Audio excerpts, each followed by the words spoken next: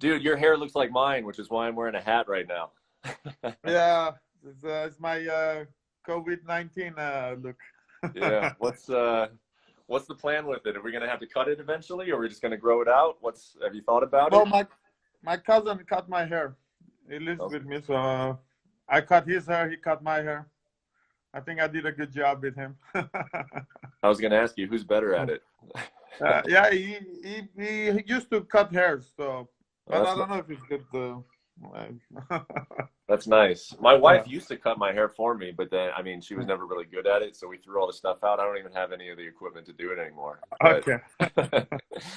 well, Yeah. one of the things that's fun about this about these live Instagrams, man, is we get to sort of check in different parts of the world. So you are obviously at home, right? You're in the Netherlands. Give us an update of sort of what the situation is like in your part of the world.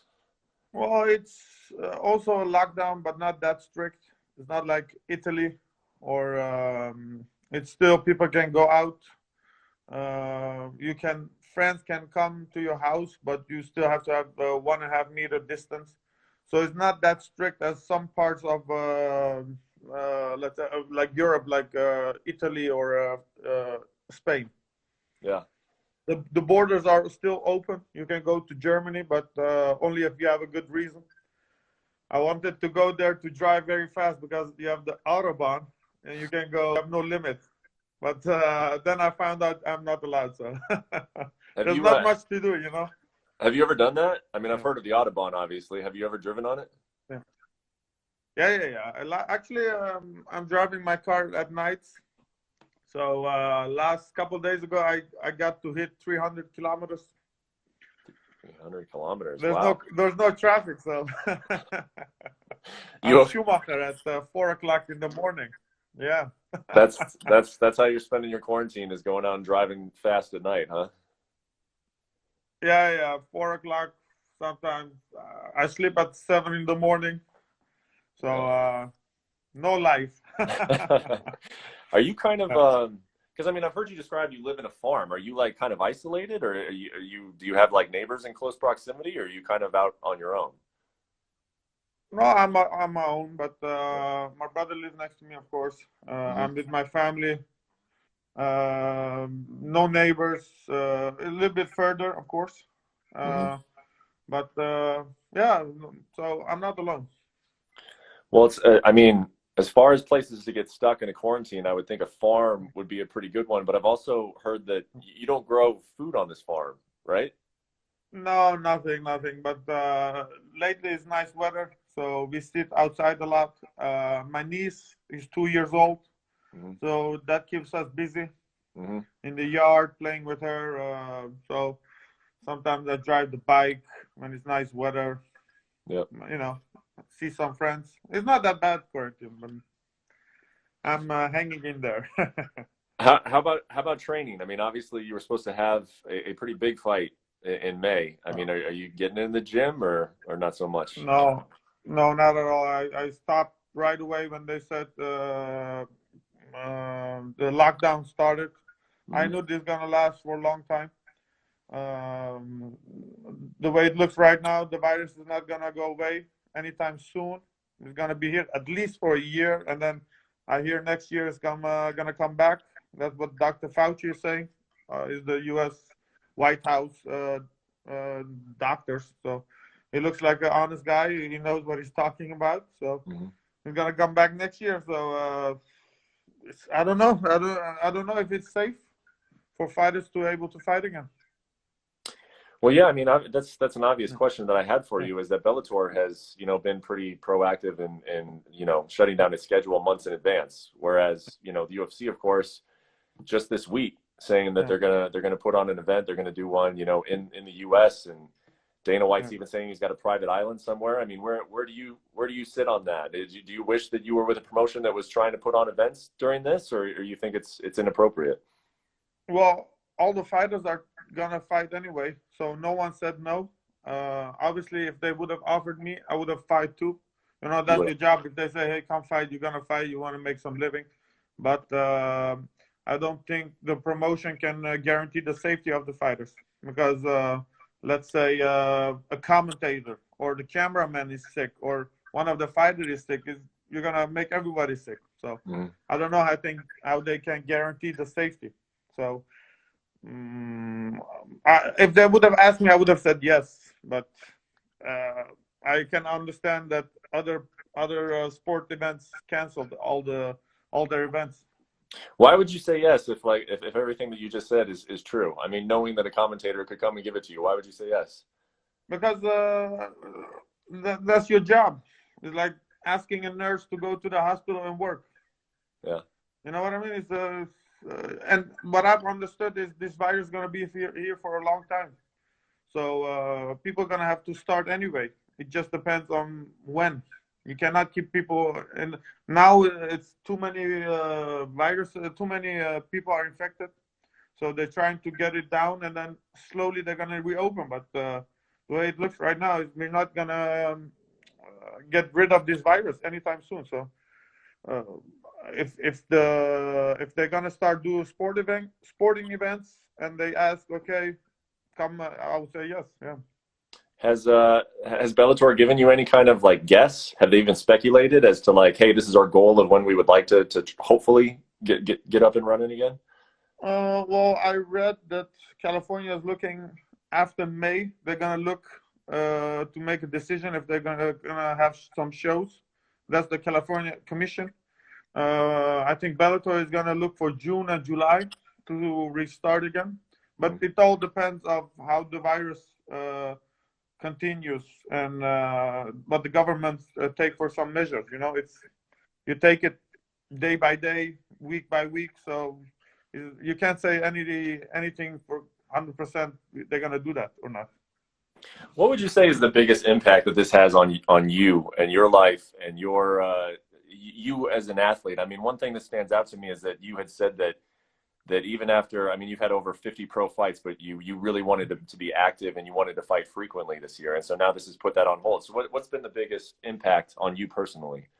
Well, I really wanted to fight 3 times this year, to be honest. I wanted to do this year 3, next year 3, and then slowly start to, think about what I'm going to do next. But I really wanted to have 2 busy years. I'm not the youngest, so if this is going to take another, because I was out for a little bit, this is going to take me out for a little bit longer. So I'm almost going to be out for a year. Even the Olympic athletes, some of them, they're complaining. They say, I'm 37 next year, I'm going to be 38. It depends if you can still perform. You're still going to get a year older. So, yeah, it's one good year of your career, maybe. That's going to go away. So, but safety first, what can I do? It's I'm still going to fight if they call me, but I understand safety first. Bellator has to guarantee the safety of fighters, of staff. So whenever the government and the organization thinks it's safe and they ask me to fight, I will be ready. Gegard, are you starting to feel old? I mean, how are you? Because we say fighters are, when do they start getting old in mixed martial arts? Are you starting to feel like an older one? Yeah, muscle hurts after trainings, more injuries, recovery is less. I can feel it 100%. 34, you feel the little itches, icks, or whatever I don't know how you say, but you definitely feel the body is going down. Yeah, different. I feel it 100%. Yeah, I mean, does that take away any of the enjoyment of it when you're feeling it more in your body day to day? I mean, one of the first questions I asked you is if you're still training, and you said, "Nope, I'm not." Does it impact you? Because there's no motivation to train. There's nobody to train with. I train with some guys that are very close friends, so I could still train, but there's no fight, there's no motivation, and then also when your body hurts, you start to thinking about the damages for later on when you get older, brain damage, whatever. Of course, I'm worried about all those stuff. When you're young, you're not thinking about those stuff. When you get older, it sinks in because you feel it every day when you train. You think about later on in life. So yeah, 100%. It takes a little bit joy away, but I feel like I want to achieve so much things. So I still want to fight. One thing I noticed, and I think a lot of people noticed this, is that last year when you did suffer a loss, and it was your first loss in a while to Lovato Jr., you just seemed very disgusted with yourself, Gegard. I mean, some of the things that you said that your head wasn't straight. I remember at one press conference you said, the next time I fight him, I'm going to be a god because I know some things that other people don't. And you didn't really explain it. So can you explain what happened in that fight, and why are you so disgusted with it? Well, it's a mental thing, and there's gonna be a huge difference, I believe, next time. And then, but I have to credit Lovato too. I I bashed on him a lot, but he came out 5th round. I was sleeping. He came out. He took me down, and he kept me there. So I have to credit him also for. It's not just. But me doing bad, I think he did well, and but like I said, I felt like round 3 I heard him, round 4 I heard him, and then I walk away. I don't know what the fuck was wrong with me, but I know what was wrong with me, but I felt like that wouldn't happen again the next time. I would have gone 100% from round 1. Was it like a motivation thing? Was it?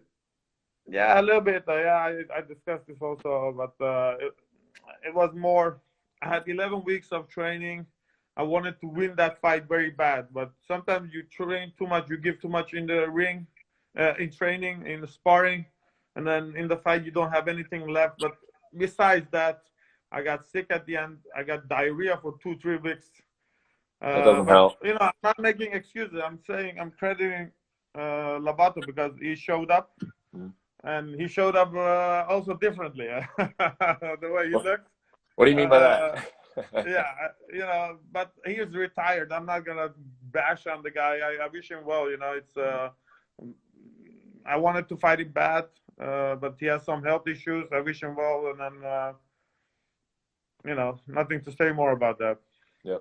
Well, I'll tell you what, I've got, I asked on Instagram a bunch of fans, if you have any questions for Gegard, send them to me. And I did get quite a few responses. So we'll go through these pretty quick, and then we'll get you on your way. One of the ones that was interesting to me is, you've been doing this for so long. Over the last year or 2 years, are there any specific techniques that you've learned, just some new ones that you've really fallen in love with?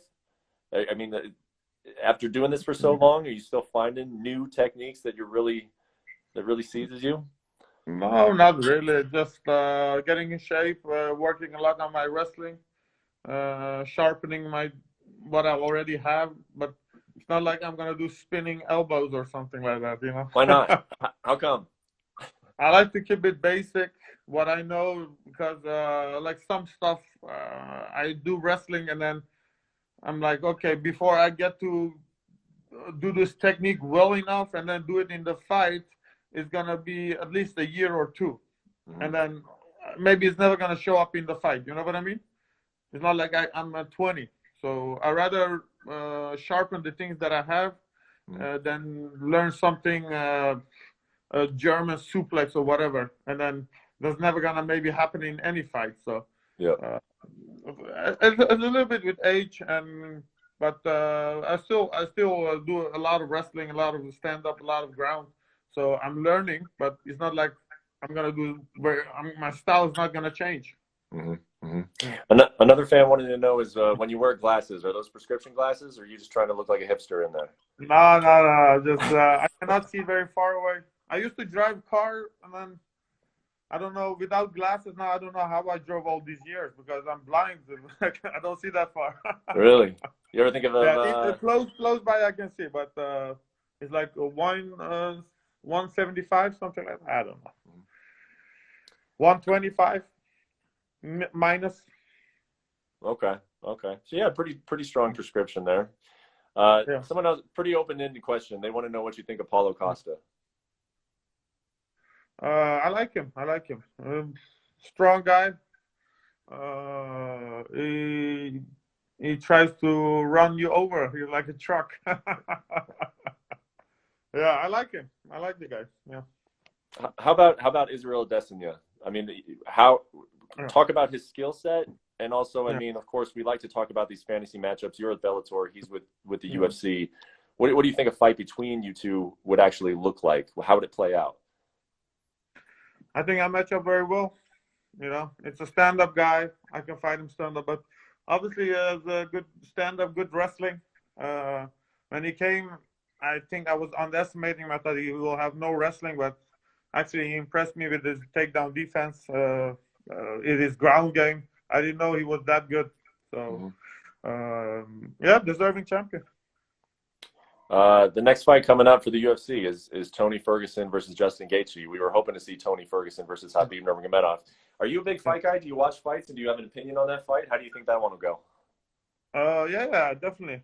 Tony Ferguson versus Gaethje. That's gonna be an exciting fight. I don't know what kind of shape Gaethje is, but I think Tony. One thing about him I like about him is he comes to fight and he never gives up. Mentally, he's strong. Maybe not the sharpest striker or the best wrestler, but he keeps going. The guy doesn't give up. I can appreciate that. Yeah. Who are your favorite fighters to watch right now? At this moment, I like all the big names. You know, if a big John Jones fight, I watch Daniel Cormier, the Khabib fights, any of the big names. If they fight, I watch it. You know, Jacare versus Uriah Hall, I'm gonna watch. You know, all of those fights. Ngannou, it doesn't matter. Yeah. Last question I'll ask for you, and I gotta say, like I said, man, on social media I put out there, you got a question for Gegard Mousasi, and I'm saying about 80% of it was the same question. And do you have any idea what that question would be? What I'm doing at nights? No, the question was, do you have any interest in going back to the UFC? And you know, anybody who follows your career, they know that you've re-signed with Bellator. You're very happy. They took care of you. I'm like, the question that I wanted to know is how does that make you feel? I mean, when you've got a good fan base, people are interested in your career. But when something like this happens, and you know, you and I are going to have a conversation, and 80% of people want to know, like, hey, would you ever go back to the UFC? Like, is that frustrating at all? Like what do you make of that? Well, no, because I was close to the belt. Of course, I would have loved to fight Whitaker or Israel. You know, those are like it's watching football, Real versus Barcelona. You know, not that I'm that big, but I'm just saying it's a matchup that I would have loved to have to prove something. But now I have Douglas Lima to fight, big name, and then Ryan Bader if I beat. So I still have challenges. It's not like, but people want to see me against the other middleweights. But now I fight Douglas Lima for the middleweight belt, and then I've talked so much about Ryan Bader, so now I have to fight him. It's a bad matchup, but I'm gonna fight him. Well, the thing about the Ryan Bader matchup, I wonder, is that if you beat him at light heavyweight, do you just turn around and fight him at heavyweight so you can be a three-weight champion? No, I'm gonna go back to middleweight. It's a one-fight deal. Yeah, but plenty of challenges. So big names I have in front of me that I can fight, but just not the middleweights that the people would like.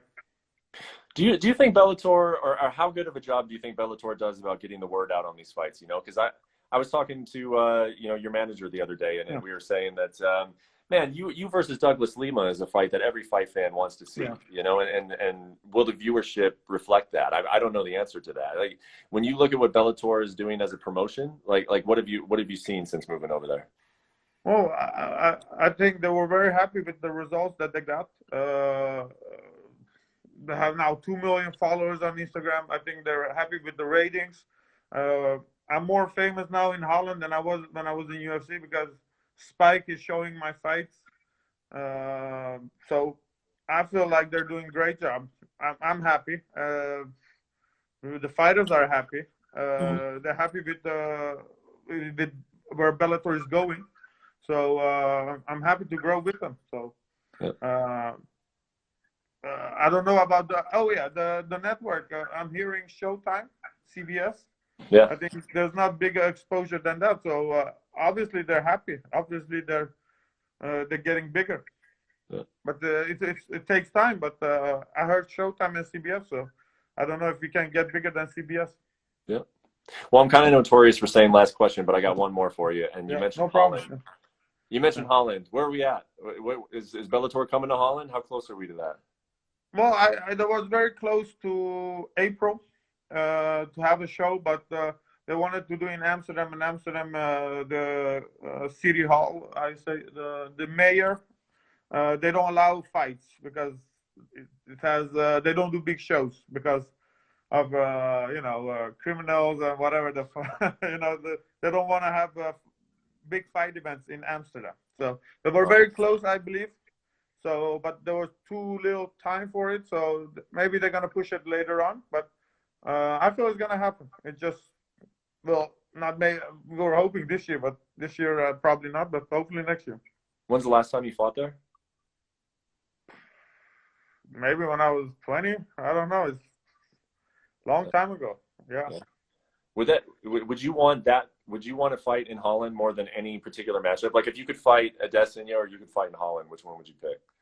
Well, fighting in Holland would be something special, Yeah. Just to have it also. I've done that, and then think get the belt back, maybe light heavyweight, fight in Holland. Like I said, I still have dreams. So those three things are on my list, to be honest. And then would be nice to have it. Thank you for watching ESPN on YouTube. For live streaming sports and premium content, subscribe to ESPN+.